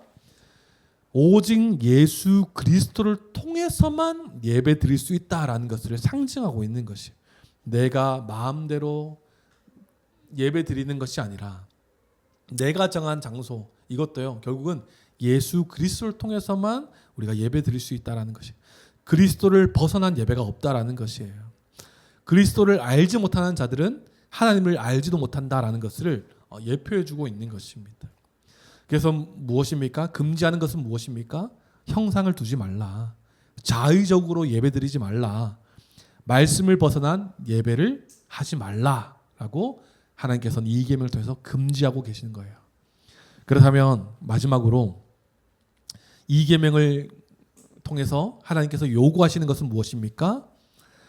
결국은 첫 번째는 말씀 중심의 예배를 주님은 원하신다라는 것이에요. 그 당시는 하나님의 말씀을 통해서 정확한 방법을 알려주셨지만 지금 이 시대에는 하나님을 아는 유일한 계시인 이 성경을 통해서 우리가 어떻게 예배를 드릴 수 있는지를 하나님께서 명시해주고 계신 것이에요. 자연 계시를 통해서도 하나님을 알 수 있지만 무엇보다 성경을 통해서 풍성하게 계시하시는 그 하나님을 우리가 알 수 있는 것이죠. 이 성경을 통해서 하나님의 모든 것을 알 수 있는 것은 아니지만 하나님은 우리가 하나님에 대해서 알아야 할 충분한 지식을요 성경을 통해서 이미 가르쳐주고 계신다라는 것입니다. 하나님은 우리에게 있어서 오해와 무지를 걷어내고 하나님을 향한 정확한 지식을 얻도록 하기 위해 성경을 주셨어요. 그래서 이것을 성경의 충분성이라고 이야기해요. 교회가 이 시대 가운데에 성경을 벗어나서 말씀을 벗어나서 계속해서 다른 것에 집중해서 막 이제 하나님을 알려고 하거든요. 근데 그건 사실 좀 어리석죠. 말씀을 통해서 이미 다 계시해 주셨기 때문에 성경의 충분성을 우리가 이해할 수 있어야 돼요. 그래서 고등부 때도 이런 설교를 되게 많이 했던 것 같아요. 너 정말 주님의 뜻을 알고 싶냐? 하나님 어떤 분이신지 알고 싶냐? 근데 그들이 원하는 건 뭐예요? 막 집회하다가 막 경험적으로 신비한 체험을 통해서 하나님 이런 분이시구나 막 경험하고 싶은 거예요. 아니다. 말씀으로 가라. 말씀에 다 계시되어 있다. 하나님 어떤 분이신지 이렇게 했던 설교가 기억나요. 결국은 하나님은 말씀으로 자신의 어떤 분이신지를 드러내고 그 말씀을 통해서 자기를 올바르게 예배하기를 원하신다라는 것이에요. 눈으로 보고 느끼는 것도 한계가 있죠. 우리가 하나님의 광대하심을 다 표현할 수 있겠습니까? 없다라는 것이에요. 때로는 우리가 눈으로 보는 것으로 인해서 하나님을 왜곡할 수도 있어요. 하지만 그 말씀을 통해서 그분의 너비와 길이, 깊이와 높이를 우리가 알 수 있게 되는 것입니다. 그래서 말씀이 너무나 중요한 것입니다. 말씀이 바르게 선포될 때에 우리는 하나님을 제대로 알 수 있다는 것이에요. 그래서 설교자를 교회에 주셨어요. 교회 목회자는 교회의 선물이다라고 표현하거든요. 교회에 우리 모두가 하나님의 그 성경의 충분성으로 우리가 모두가 함께 말씀을 나누고 말씀을 보고 은혜를 나눌 수 있는 우리가 이미 제사장 된 우리 모두지만 교회에 특별하게 주신 선물은요 목회자예요. 설교자를 통해서 바른 말씀이 선포될 수 있도록 하나님께서 허락하셨다라는 것이에요.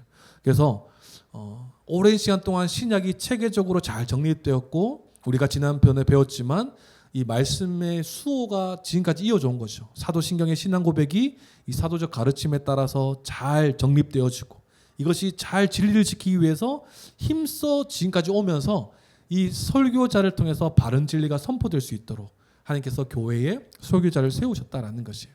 그래서 이 목회자와 교회는 이 신학과 바른 신학과 교리를 이 수호하고 또 알려고 가르치려고 막 애쓰는 것이 교회의 모습인 것이에요.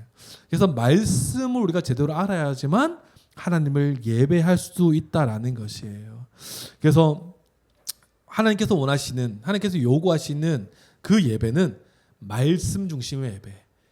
구약 시대로 치면 하나님께서 명하신 방법대로 예배드리는 것. 지금 우리가 이 시대에 살아가는 교회로서는 어떻습니까? 하나님의 말씀으로 하나님을 알고 하나님을 영화롭게 하는 예배. 그것을 원하시고 요구하신다라는 것이에요. 그리고 또 하나님께서 요구하시는 이 계명의 의미는요. 영과 진리로 드리는 예배를 기뻐 받으신다라는 것입니다. 영과 진리로 드리는 예배. 우리가 예배 시작하면서 예배 선포하잖아요. 요한복음 말씀을 통해서 영과 진리로 드리는 예배를 받으시는데 그러면 살펴보면 진리는 무엇입니까? 진리신 예수 그리스도를 통해서 예배 드리는 것을 하나님께서는 받으신다라는 것이에요. 예수님은 말씀 그 자체이시고 말씀의 성취세요. 예수님만이 하나님께로 나아갈 수 있는 유일한 중보자 되십니다. 믿으십니까? 그렇기 때문에 우리가 다른 어떠한 형상과 의식과 상징물들로 하나님께 나아가려 하거나 하나님과 더 가까이 하기 위해서 다하는 그 수단을 만들어서 섬기는 것은요, 다 어리석은 것이에요. 성경에 계시되고 성경의 말씀의 성취로 오신 그 예수 그리스도를 통해서 우리는 하나님을 예배할 수 있다라는 것입니다. 그래서 우리가 그런 예배를 경계해야 되겠죠. 그리스도의 십자가가 없는 예배를 우리가 경계해야 되는 것이에요. 계속해서 구약에만 머물러 있는 거예요. 이렇게 살아야 됩니다. 율법적으로. 그래서 유월절 지켜야 되고, 이번에 유월절 다가옵니다. 여러분 집 문 앞에 어린 양의 피를 바르십시오. 막 이러고 막 그런다고 생각해 보시죠. 빨리 우리 예루살렘 백투더 예루살렘으로 돌아가야 됩니다. 막 우리 가면 비행기표 살려고 빨리 돈 모아야 되고, 맞죠? 우리 막 바쁜 일상 가운데서 언제 우리가 이스라엘 한번 가보겠어요? 나중에 가보면 진짜 좋겠다, 맞죠? 성지순례로. 그런데 구약에 머물러서 거기서만 하나님께서 기뻐 받으십니다. 그렇게 나아간다면 우리는 율법에 갇혀 있는 것이고 지금 이 시대에 맞지 않는 것이죠.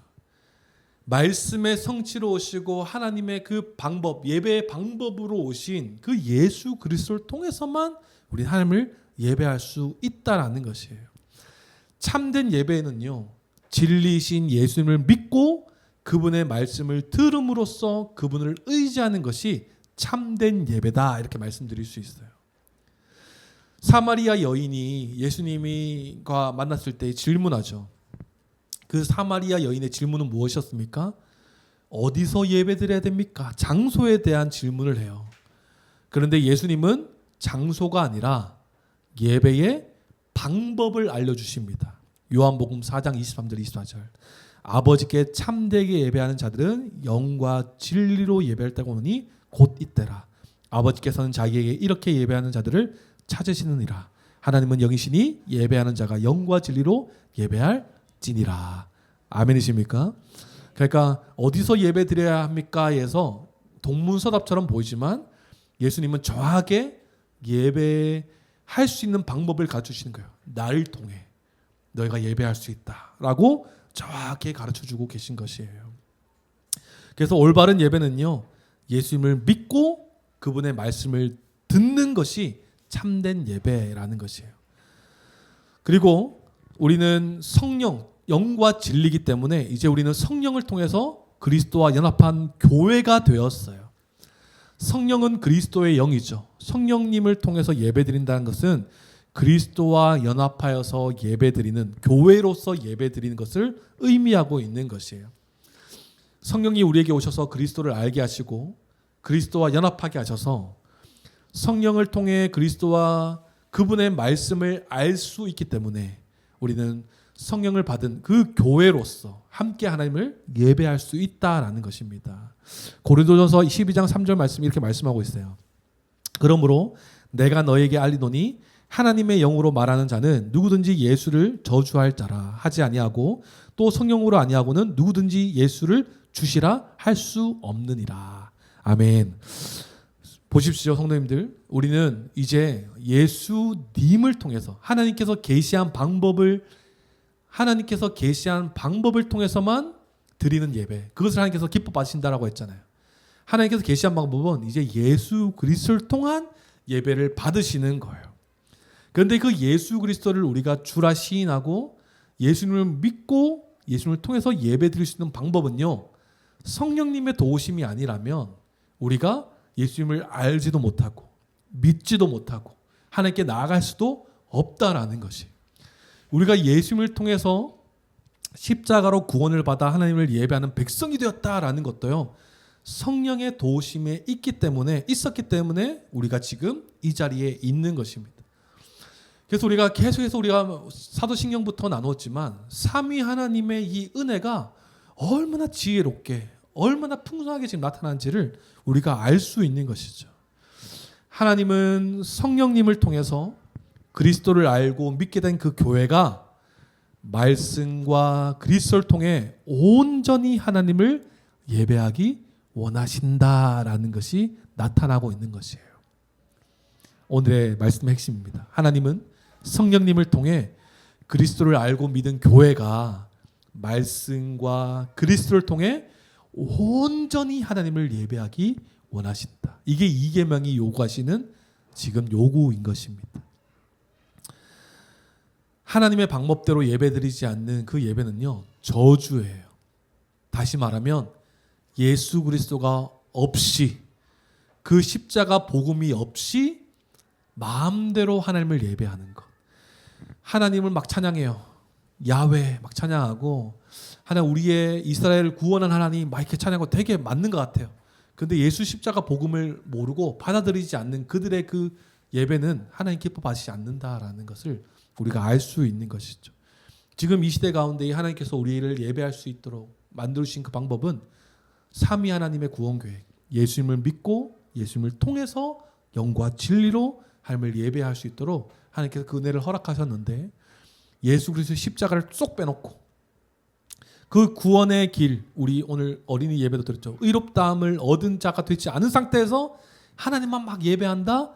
하나님 기뻐 받으시지 않으신다라는 거예요. 그래서 생각해 보면요, 이 말씀을 준비하면서 생각해 보면 그 많은 이단들 중에서도 구약에 매여 있는 이단들이 있잖아요. 십자가, 그 예수님은 그냥 선지자 중에 한 명이다. 우리가 존경할 만한 인물 중에 한 명이다. 이렇게 여기고 그냥 하나님을 가주신 방법의 예배, 이것만 막 드리는 그 종교들이 있잖아요. 그렇다면 이 종교의 예배는 하나님께서 받으실까 안 받으실까요? 안 받으시겠죠.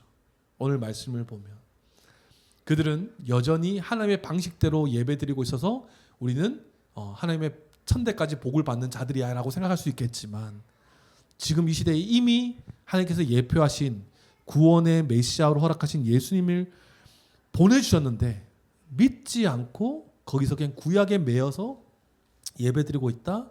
이것은 하나님이 받으시지 않는 예배가 될 수 있는 것이에요.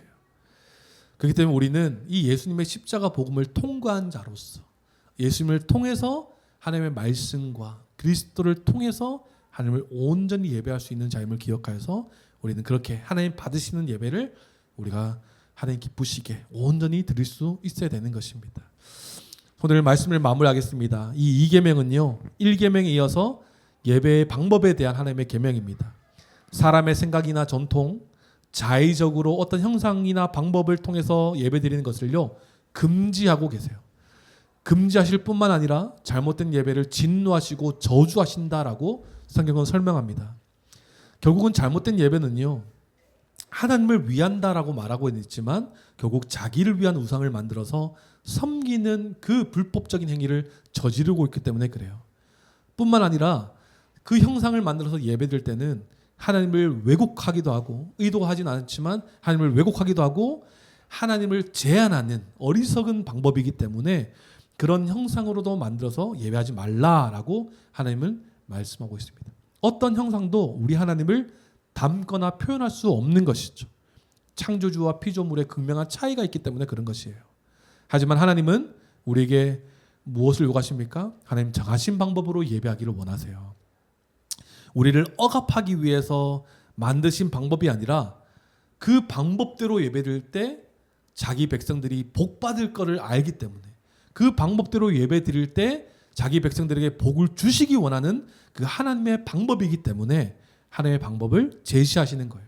구약시대도 마찬가지죠. 이스라엘 백성들에게 이렇게 예배하는 것이 너희가 복받는 삶이다라는 것을 친히 가르치셨는데 그들은 어떻게 해요? 자기 자의적으로 다른 부를 드리고 자기 마음대로 예배드리는 거예요. 그러면 이 시대 가운데 어떻습니까? 영과 진리로 그리스도를 통해서, 그 말씀을 통해서 하나님을 알고 예배드리는 것이 우리에게 있어서 가장 복된 삶이다. 이 예배를 통해서 하나님이 우리에게 은혜를 허락하시고 복을 허락하신다. 영원한 삶의, 영원한 기업의 그 복을 허락하시는 것을 우리가 알 수 있는 것이죠. 예배의 방법은요, 하나님의 말씀대로 예배 드리는 것입니다. 말씀의 성취로 오신 예수 그리스도를 통해서 온전히 하나님께 나아가 예배하는 것을 하나님은 기뻐 받으세요. 말씀이신 그리스도가 아닌 다른 것들로 하나님께 나아가는 것 하나님 싫어하시고 진노하십니다. 형상을 만들지 않고 마음대로 예배하는 것, 그것을 우리가 경계하고 오직 그리스도와 말씀을 통해 하나님을 알고 하나님을 영화롭게 하나님을 기쁘시게 하는 예배를 온전히 드릴 수 있는 우리 모두가 되기를 소망합니다. 기도하겠습니다.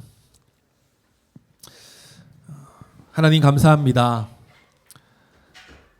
하나님만이 우리의 유일한 예배의 대상이시며 이제 그 하나님을 어떻게 예배해야 되는지를 우리가 이 십계명의 말씀, 이 계명을 통해서 말씀하여 주시니 참으로 감사합니다. 하나님, 우리의 자의적으로 어떠한 형상을 만들어서 하나님을 투영해서 그것이 하나님이다라고 말하는 우리의 잘못된 예배를 금지하고 멈추게 하여 주셔서 오직 하나님께서 말씀하신 그 말씀대로 하나님께서 보내주신 그 예수 그리스도와 그 성령님을 통하여서 우리가 말씀을 통해 하나님을 알고 하나님을 예배할 수 있는 우리 모두가 될 수 있도록 주님 도와주시옵소서. 이 시대에 예수 그리스도를 통과하지 않는 예배는 하나님 기뻐 받으시지 아니하심을 다시 한번 기억합니다.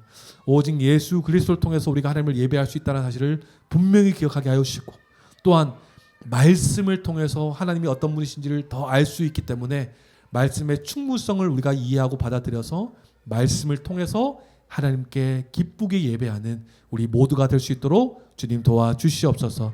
이 세상에 피조물을 섬기고 자의적으로 어떠한 것에 하나님을 투영해서 섬기는 우리의 모습이 있었다면 주님 용서해 주시고 다시 한 번 더 오직 우리의 왕이시며 우리의 전부 되신 그 하나님, 어떤 것으로 담을 수 없는 그 하나님을 우리가 말씀과 그리스도에서 알아서 우리 하나님을 기쁘시게 하나님을 올바르게 예배할 수 있는 우리는 교회가 될 수 있도록 주님 도와주시옵소서. 감사드리며 살아계신 예수님의 이름으로 기도드립니다. 아멘. 네, 우리 광고 드리겠습니다. 네, 우리 식사교제 후에 설교 나눔 우리 식사하시면서 짧게 나누시고요. 오늘은 또 후에 제가 또 신한교회 안수집사회 주간 예배를 드리러 가야 돼서 함께 그렇게 교제하며 식사 교제를 나누도록 하겠습니다. 네, 우리 말씀 수련회 우리 집사님 기도해 주신 대로 우리 준비하시는 모든 스태프들을 위해서 기도해 주시고 은혜로운 수련회가 되고 모인 모든 교회가 그 하나님 나라의 그 복을 또 하나님 나라의 그 기쁨을 누리는 수련회가 될 수 있도록 함께 기도하며 준비하시면 좋겠습니다. 우리는 교회 1박 수련회가 준비되고 있습니다. 그래서 우리가 그래서 함께 말씀도 나누고 기도하는 시간 함께 가지도록 할게요. 네, 그리고 8월 달부터는 우리가 지난 광고에 드렸듯이 예배 순서가 바뀝니다. 그래서 우리 성도님들은 우리가 11시 예배인데 11시 50분 우리 작년처럼 11시 50분부터 찬양하고 10시 50분 바로 밥 먹어야 되는 시간인데 10시 50분에 모여서 우리 함께 찬양하고 또 말씀 듣고 이렇게 함께 화답하는 그 예배의 의미에 대해서 제가 1박 수련회 때 함께 또 나누도록 할게요. 그래서 다시 돌아가는 이유와 예배의 본질에 대해서 좀 설명드리고 다시 그렇게 예배드리도록 하겠습니다. 네, 광고 이상이고요. 다 같이 자리에 일어나셔서 준비하신 예물 하나님께 드리겠습니다.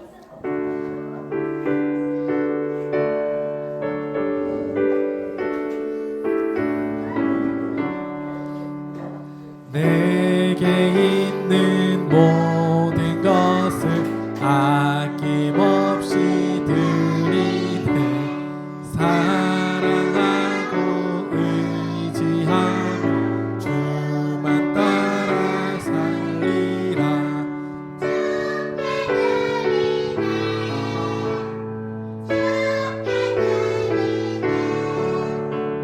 사랑하는 구주 앞에 모두 드리네.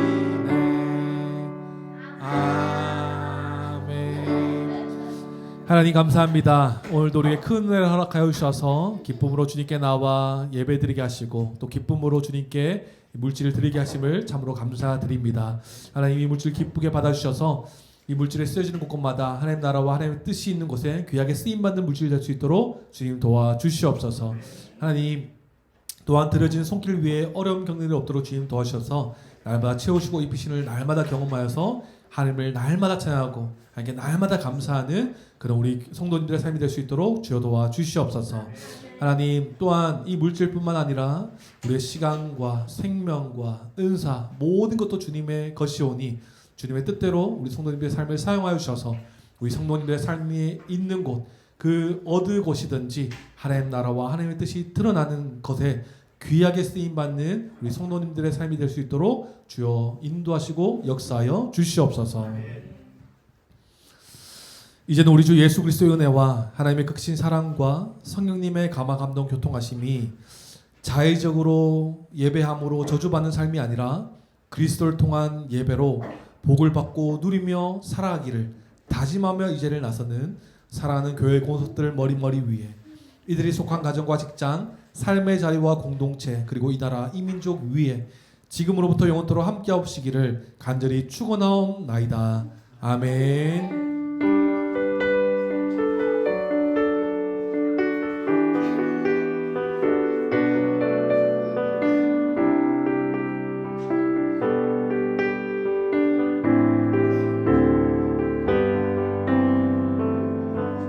우리 함께 박수로 영광 돌리겠습니다.